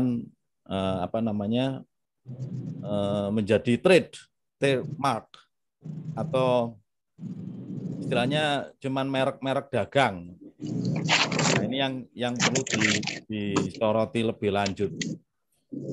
Saya yakin di sini ini banyak pakar-pakar yang mestinya itu merumuskan kembali konsep adiluhung itu tadi supaya kita tidak tersesat. Kalau kita hanya semacam adikodrati yang seperti apa? Ini kok pertanyaan saya. Jadi Oke, matur nuwun Bapak KRA Tijo Bagus sih atas pertanyaannya mengenai tadi mungkin bukan objektif atau subjektif tapi menurut beliau intersubjektif ya. Yang kedua mengenai konsep adiluhung, apakah perlu di apa ya di, dibuat konsep yang baru itu seperti apa yang bisa dipahami sehingga kita bisa lebih mudah memahami itu. Apa sih konsep adiluhung? Monggo Mas Taufik, silahkan dijawab. Oke, Sugeng dalu Mas Tejo, bagus. Ini sering kita bicarakan sebenarnya. Jadi saya langsung yang menyoroti yang tentang konsepsi adiluhung tadi ya. Jadi adiluhung itu kita masih sebenarnya kadang-kadang istilah itu menjadi jebakan Batman seperti itu. Jadi kadang-kadang adiluhung. Misalkan dulu sempat Pak Kasman itu ditanyain, Pak Kasman bertanya pada orang-orang poro-poro empu wayang pada saat itu ya. Yang dimaksud adiluhung itu yang seperti apa? Kan seperti itu. Wayang itu dianggap sebagai produk budaya yang adiluhung. Nah, itu adiluhungnya itu di mana? Kan seperti itu pertanyaannya. Nah, ini pertanyaan yang sangat sulit sekali untuk dijawab sebenarnya. Karena apa? Karena memang pemahaman kita untuk saat ini memahami konsepsi adiluhung itu agak beragam seperti itu. Misalkan seperti ini, kalau di dalam wayang itu bentuknya sudah tidak bisa diubah-ubah, atau konsepsi adiluhung itu kesempurnaan bentuk, misalkan, atau kesempurnaan nilai, atau tadi kaitannya dengan nilai-nilai adikodrati yang keilahian seperti itu. Nah, apakah itu cukup kan seperti itu. Jadi ketika kita membuat wayang yang model baru, berarti itu sudah tidak adiluhung kan seperti itu. Nah ini yang menjadi bahan perbincangan dari dulu sampai sekarang dan kemudian ini belum menemukan titik temunya. Nah, tetapi yang jelas ketika kita berbicara masalah seni rupa, jarwake rupa, visual persepsi yang bukan visual persepsi ya, visualisasi yang muncul di kesenian kita, di seni rupa kita, maka konsep adiluhung itu, saya mengutip Pak Kasman saja ya, konsep adiluhung itu adalah ketika sebuah bentuk itu sudah agak sulit untuk diubah, seperti itu. Jadi begini, dulu Pak Kasman ketika dia mulai awal sekitar 40 tahunan beliau menggeluti wayang dengan mengubah banyak hal, mengubah dengan proporsi misalkan garis tangan yang maju dan mundur dan segala macamnya, tegaknya leher, terus kemudian kemiringan dan lain sebagainya, bahkan ornamentasi, maka dia semakin lama akan lebih mendekati bentuk-bentuk yang klasik seperti itu. Sehingga pada saat itu Pak Kasman dengan basis dia pernah di Eropa lama, terus kemudian dia basisnya dari dia referensi visualnya dari misalkan Picasso seperti itu. Dia menyatakan bahwa seni rupa Jawa ini lebih modern daripada seni modern Barat. Dia sampai keluar itu. Nah, di sini saya hanya bisa menjelaskan lewat wayang ya, tapi kalau di keris saya belum bisa menjelaskan itu. Mungkin poro-poro yang lebih ahli dari saya lebih bisa menjelaskan itu konsep adiluhung yang seperti apa. Tetapi yang jelas kalau di wayang itu semakin kita berurusan dengan garis, sudah bukan bentuk lagi ya, jadi garis itu kan membentuk bentuk, itu kita akan ketemu pada sebuah titik di mana konsep itu agak sulit untuk diubah. Baliknya ke situ-situ lagi. Wah, ini kok balik rono meneh ya, ini kok tetap tidak pas ya dengan seperti ini, dengan seperti itu. Misalkan bentuk tataan rambut gempuran, misalkan gempuran seritan itu dibentuk yang macam-macam itu ternyata sulit. Karena apa? Karena bentuk spiral yang ada di tatahan wayang itu sudah paling kuat, konstruksinya paling pas seperti itu. Nah ini konsepsi adiluhung yang mungkin itu dianggap bisa bertahan berpuluh-puluh tahun kemudian. Nah mungkin itu. Jadi dinamakan Adeline. Itu kenapa? Karena dia mampu bertahan melewati zamannya selama beratus-ratus tahun misalkan. Itu pendapat saya sementara ini ya. Nanti kalau bila ada pikiran-pikiran yang lain ya saya nggak tahu. Tapi dari kasusnya Pak Kasman saja itu bisa paling tidak menjadi patokan seperti itu. Monggo yang lain mungkin bisa membantu untuk menjawab. Mas Nun, nanti mungkin bisa ditambahkan, Ini yang berikutnya untuk sesi kedua, 2 pertanyaan ini ada Pak Nugroho dan kemungkinan Profesor Timbul ya, ini yang mau menyampaikan, Mas Wahyu Sugeng Dalu. Sedikit saja ini tentang perkembangan Tosanaji, khususnya keris gitu. Ini mungkin yang kita sering melakukan ya bincang-bincang itu biasanya dengan peserta yang memang sudah mengetahui tentang keris, tentang Tosanaji. Namun demikian sampai saat ini kami memandang masih sangat minim dunia Tosanaji ini menyentuh tentang generasi muda, khususnya mungkin di sekolah-sekolah. Karena saya amati anak saya yang dari SMP, SMA itu juga saya tanya belum pernah mendapatkan semacam pengenalan tentang Tosanaji khususnya keris gitu ya, di sekolahnya. Padahal mereka ini kan sebetulnya pewaris masa depan tentang Tosanaji. Nah, dari Kementerian Pendidikan itu sudah ada buku tentang bagaimana mengenalkan keris di sekolah, tetapi juga kelihatannya implementasinya baru sekedar mencetak buku gitu, tapi belum ada aksi nyata di sekolah-sekolah. Nah, ini yang mungkin perlu kita pikirkan bersama, bagaimana mengenalkan Tosanaji khususnya keris itu kepada anak-anak menurut alam pikiran mereka. Sehingga keris ini nanti bagi anak-anak kita tidak dijauhi, tetapi juga nanti harapan kita semakin dicintai.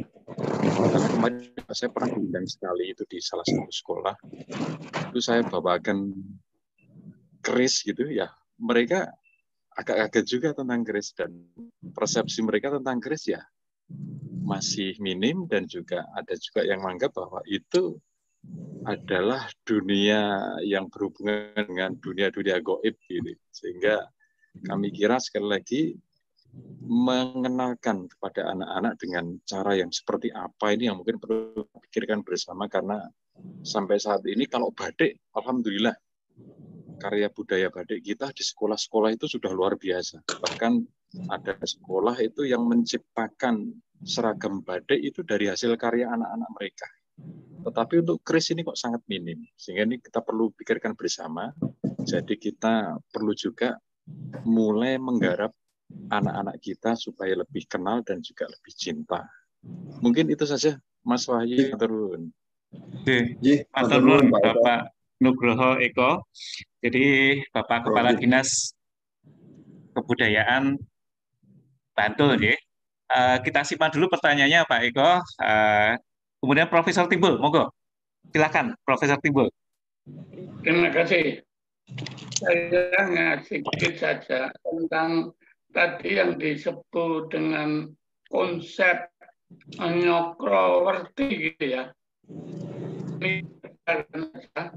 Kalau zaman kuno, ini dari India dan Sanskerta, itu namanya konsep Cakrawartin. Cakrawartin itu artinya universal ruler, artinya raja yang memerintah dunia gitu.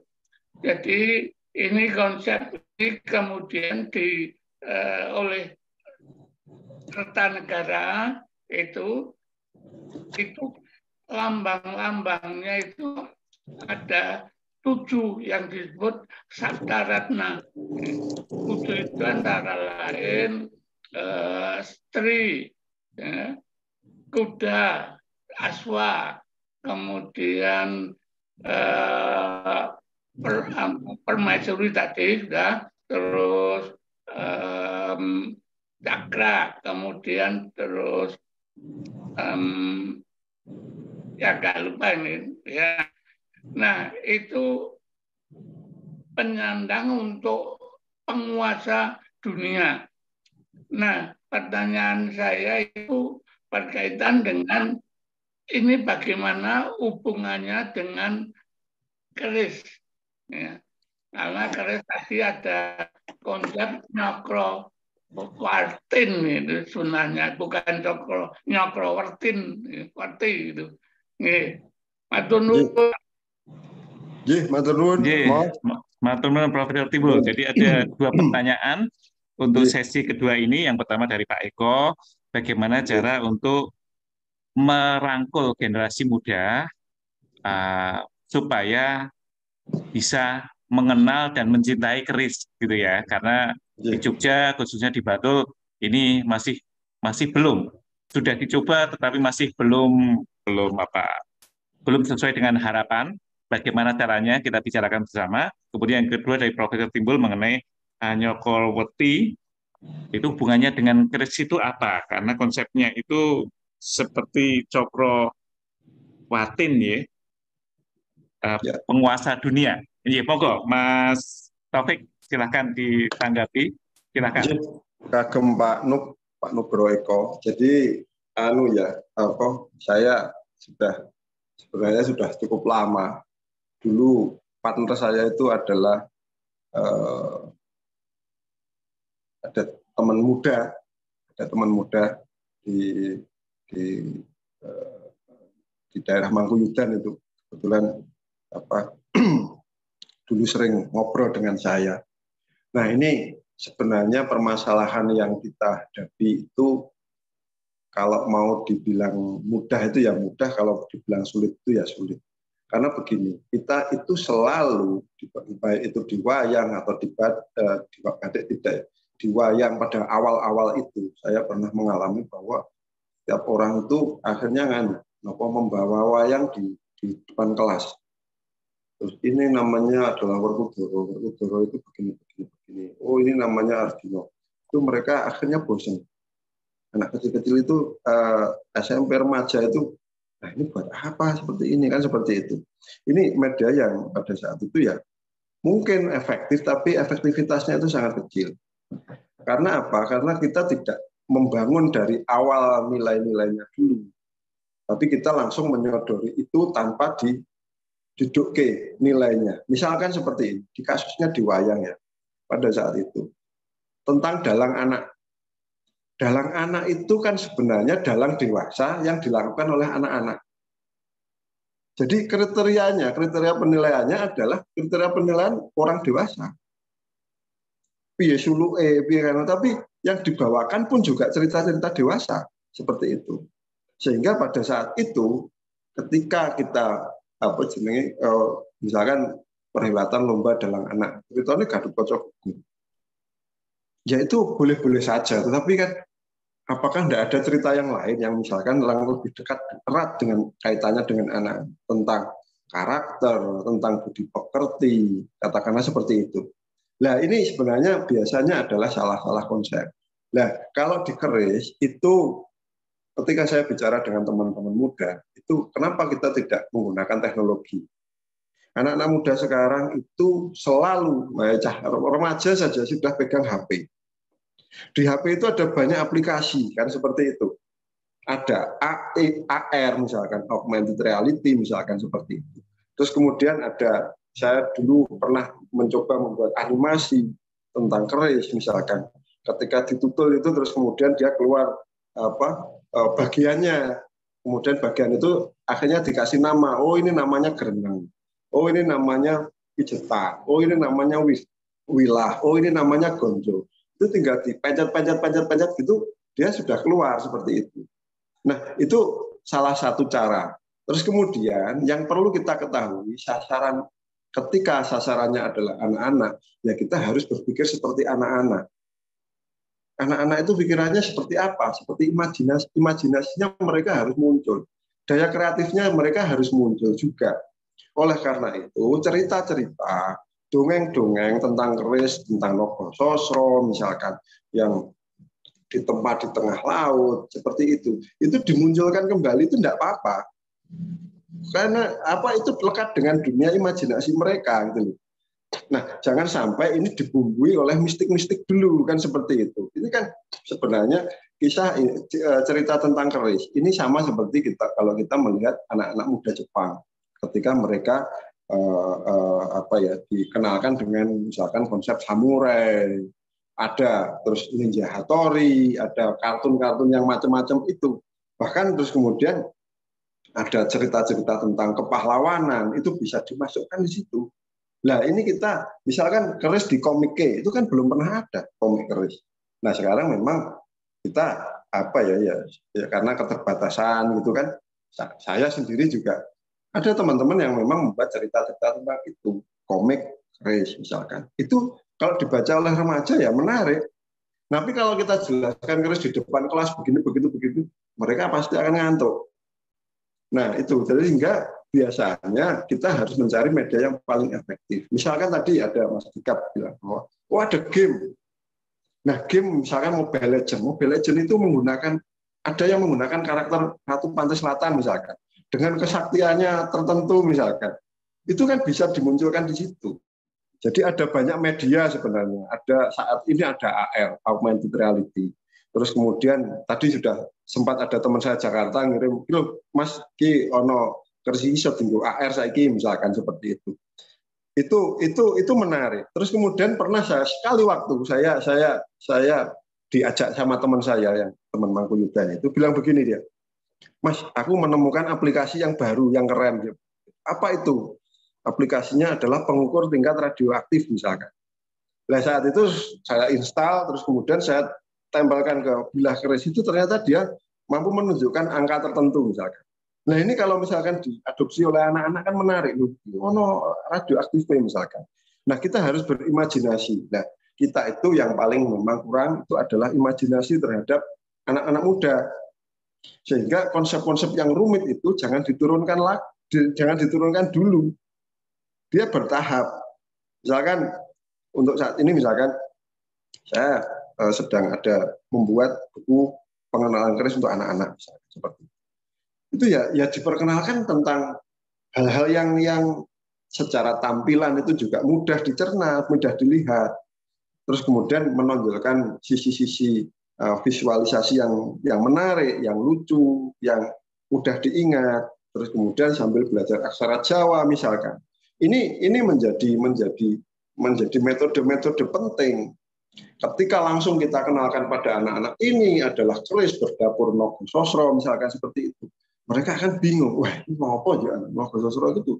Mau apa kan gitu?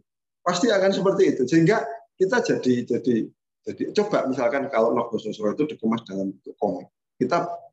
Kemarin saya senang sekali di Dinas Kebudayaan yang keris Sajiwo itu ada lomba puisi misalkan. Ada pada saat awalnya itu misalkan saya pengen buat esai sebenarnya. Esai tentang keris untuk anak-anak muda. Untuk pelajar. Nah, sasaran kita itu sekarang adalah pelajar. Kalau konco-konco yang berada di dunia perkerisan mereka sudah bisa sendiri kan. Itu tidak perlu kita kasih tahu macam-macam, mereka sudah cari data sendiri kan gitu. Nah, tapi anak-anak ini memang diperlukan upaya-upaya misalkan membuat geguritan atau puisi seperti Kanjeng Tung itu menjangkau sekali sebenarnya untuk anak-anak muda. Aplikasi-aplikasi game, terus kemudian cerita-cerita yang ya memang untuk orang dewasa yang ngoyo-woro, tetapi itu untuk anak-anak kecil itu juga menarik seperti itu. Sehingga ini yang media ini terus kemudian kita harus melek teknologi untuk membuat itu. Pada saat tahun 2013 itu saya pernah menggagas museum virtual pada saat itu. Jadi kita hanya pakai apa yang di kepala itu, terus kemudian kita tinggal masuk, seperti melihat keliling, melihat museum, terus kemudian kita pencet sana, pencet sini, bisa melihat keris di Ubangke dalam 3 dimensi seperti itu. Itu mungkin sekali. Nah, ngaten nggih Pak Nugroho, semoga nanti kalau kita punya ada kesempatan untuk bertemu, maka kita akan membahas tentang media-media yang paling efektif, yaitu tadi membangkitkan dongeng, terus kemudian seperti itu. Nah, itu. Jadi posisinya kita mengembangkan diri terhadap hal-hal yang menyenangkan. Sifatnya bisa khayal pun juga tidak masalah, karena kita melihat misalkan di anime-anime Jepang itu juga hal-halnya ya khayal-khayal, tetapi Naruto itu misalkan, Naruto itu menggunakan ilmu-ilmu Jawa loh. Ada yang bolos rewu, ada yang macam-macam. Itu dikemas dengan anime gitu kan. Itu anak-anak senang kan seperti itu. Dia melihat itu, wah, padahal itu ilmu kita loh, ilmu Jawa loh. Di sini omongannya donak-donik yang pojokan seperti itu. Ngomong bolos rewu itu begini-begini. Nah, itu kalau di sana sudah jadi animasi kan seperti itu.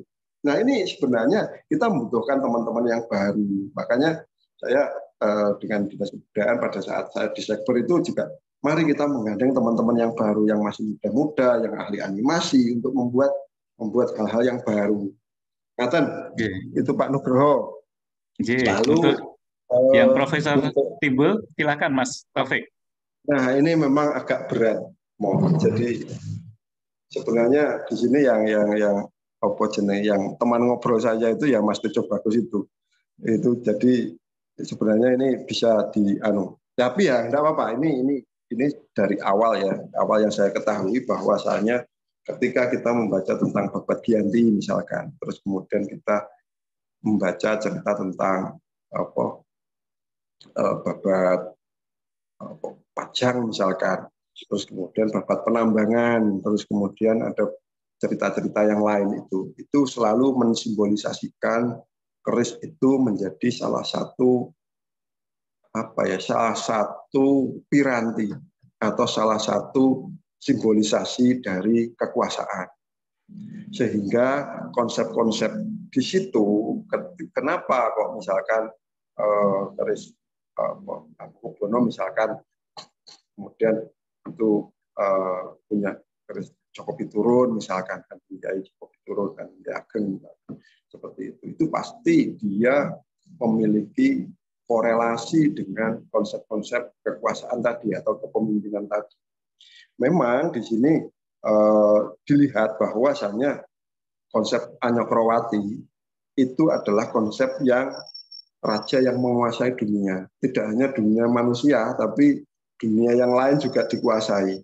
Sehingga ini memang lebih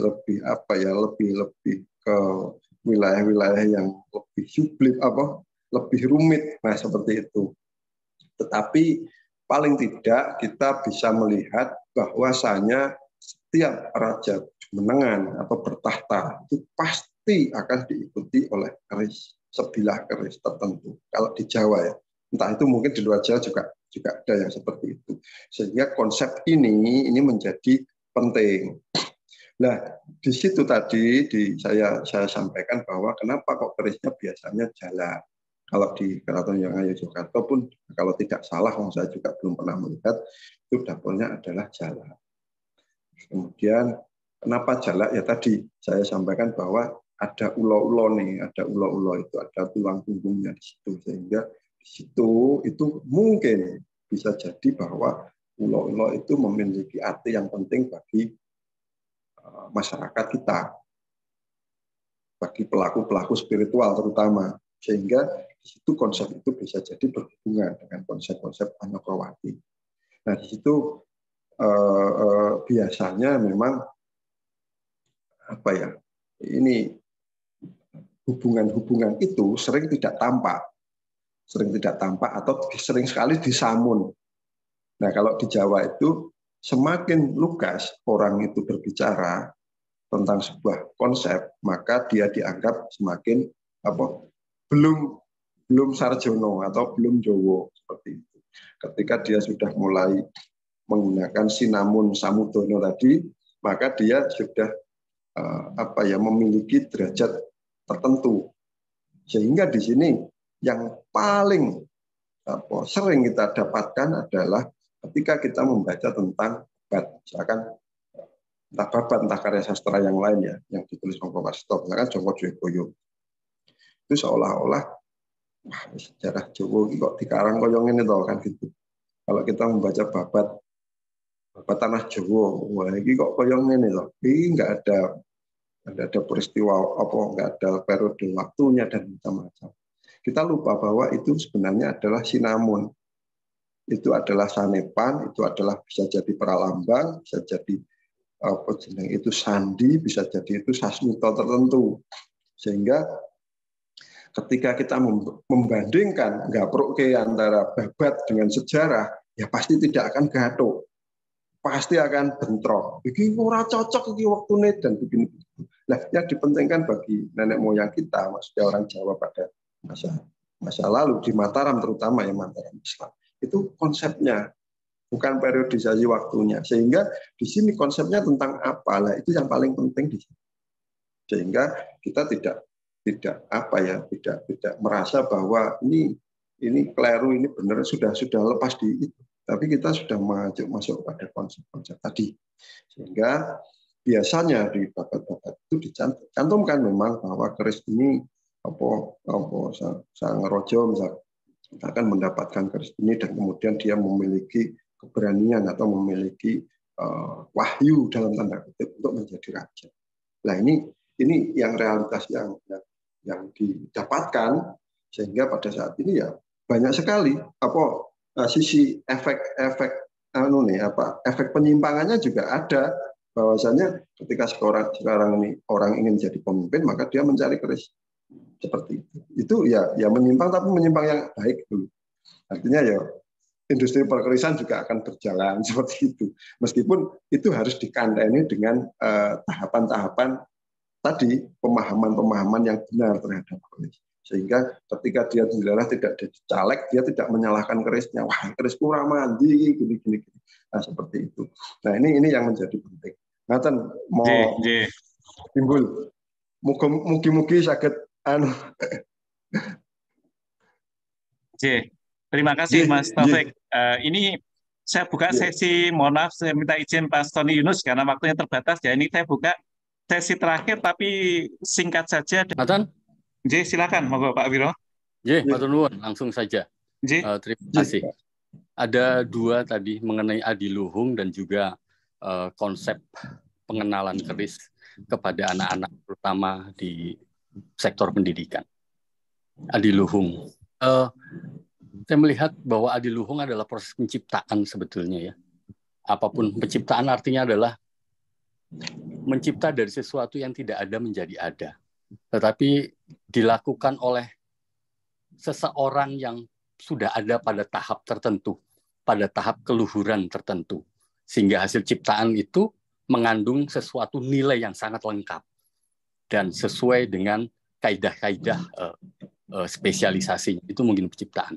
Sehingga hasilnya memang bisa dinikmati, bisa dilihat, dan sangat lengkap pengertiannya.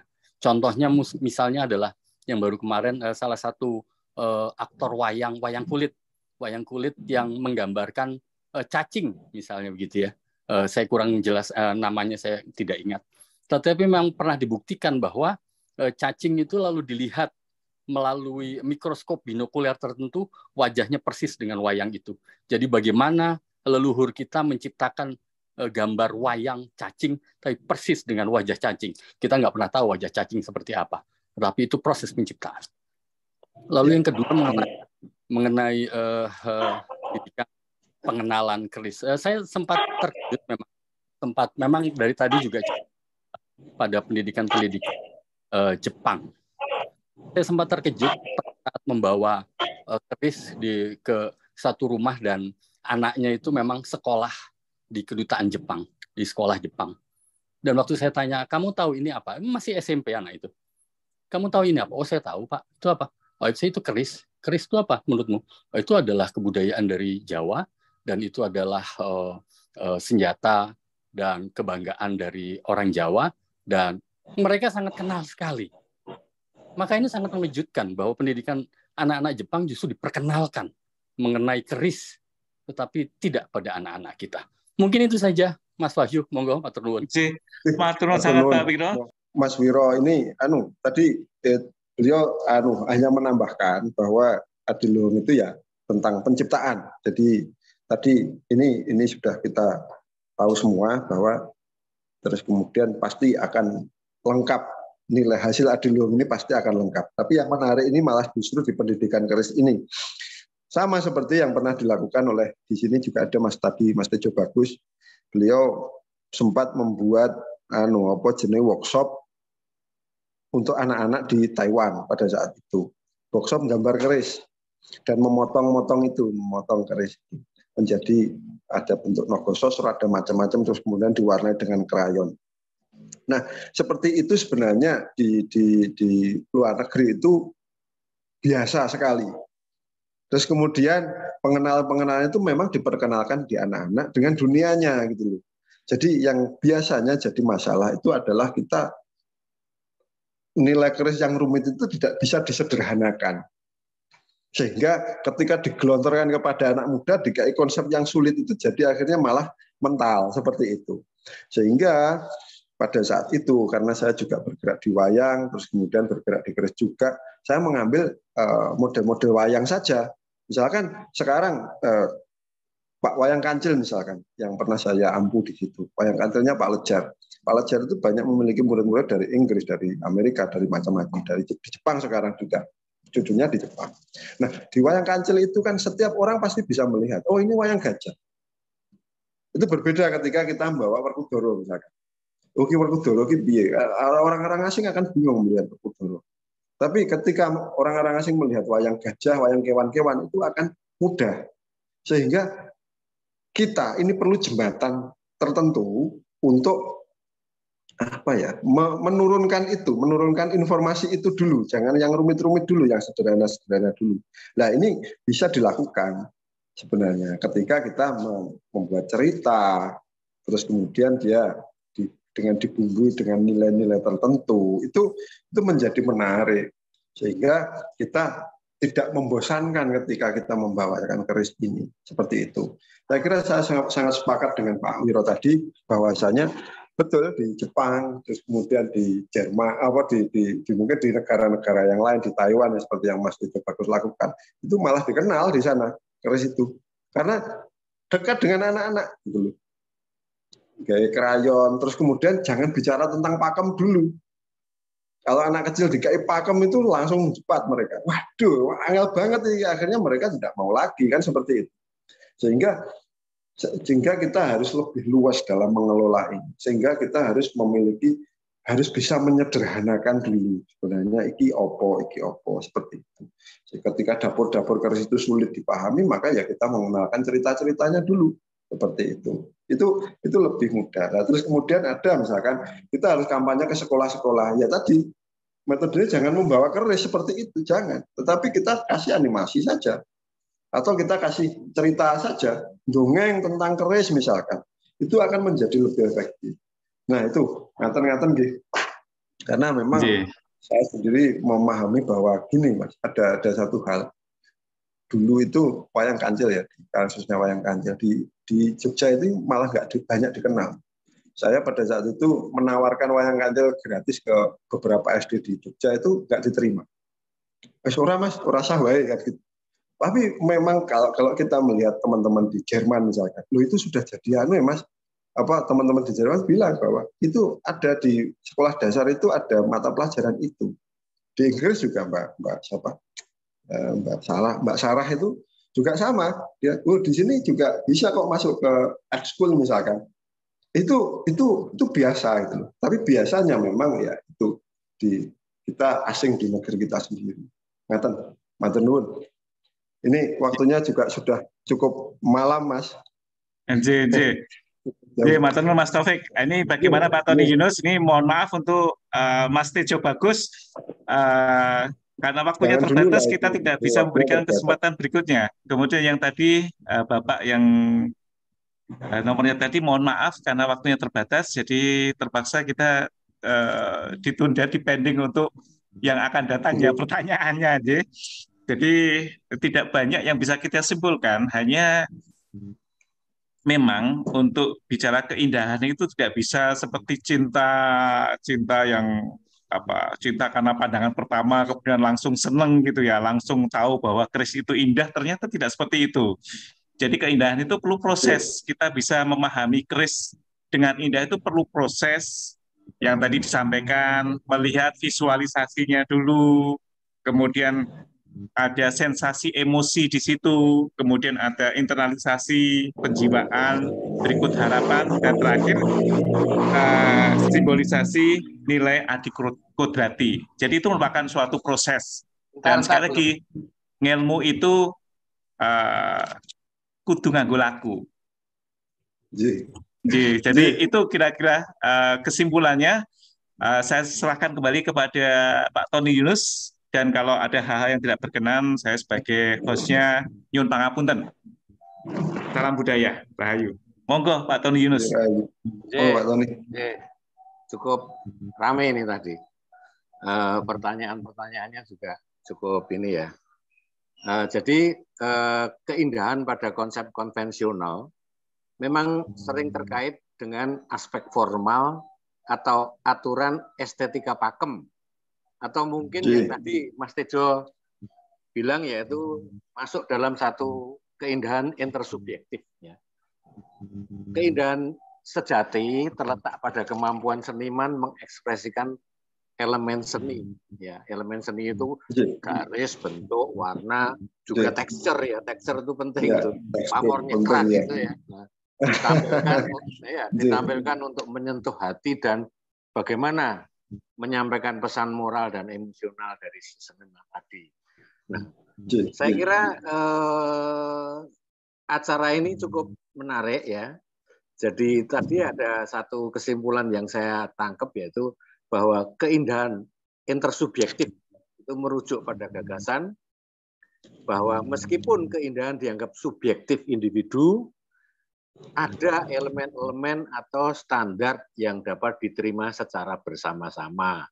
Ya, mudah-mudahan tadi yang dipaparkan sama Mas Taufik, keris Kajarwa Rupa bisa dimengerti dan menarik ya. Mudah-mudahan bermanfaat bagi yang hadir. Terima kasih buat Mas Taufik. Ya. Terima kasih juga buat Mas Wahyu. Kemudian terima kasih juga Prof. Timbul, Mas Eko Nugroho ya dari Dinas Kebudayaan Bantul, Mas Budiarto, Mas Jimmy Haryanto tadi hadir ya, juga Mas Rio Sesono, Mas Agung dari Banjarmasin, Malang ya, dan semuanya saya ucapkan terima kasih. Mohon izin webinar saya tutup. Salam budaya. Rahayu. Salam budaya. Rahayu. Rahayu.